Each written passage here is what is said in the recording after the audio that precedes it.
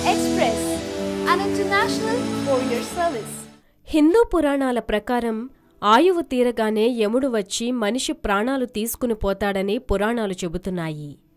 అయితే చనిపోయే ముందు ఏం జరుగుతుందో తెలుసుకోవాలంటే అమృతుడనే ఓ రాజు గురించి తెలుసుకోవాలి.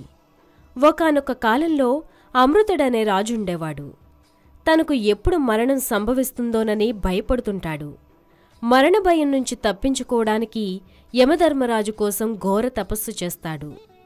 అమృతుడి తపస్సుకు మెచ్చి యముడు ప్రత్యక్షమై ఏం వరం కావాలో కోరుకోమంటాడు. తనకు మరణం లేకుండా వరం ఇవ్వమని కోరతాడు. అది సాధ్యం కాదని చెబుతాడు యమధర్మరాజు.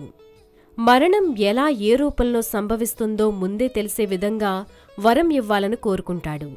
అందుకు యమధర్మరాజు తన చావుకు ముందు 5 సూచనలు కనబడతాయని అమృతుడికి చెప్పి యమధర్మరాజు మాయమైపోతాడు. ఆ తర్వాత రాజుకు పెళ్ళవుతుంది. పిల్లలు కలుగుతారు. మనవళ్ళు మనవరాళ్ళు కూడా పుడతారు. తనకు ఇంకా యమధర్మరాజు చెప్పిన 5 సూచికలు రాలేదనుకుంటాడు అమృతుడు. అయితే అప్పటికే అమృతుడి జుట్టు తెల్లగా మారిపోయుంటుంది. చర్మం ముడతలు పడి ఉంటుంది. తన పళ్ళన్నీ రాలిపోయి బోసుగా మారిపోయుంటుంది.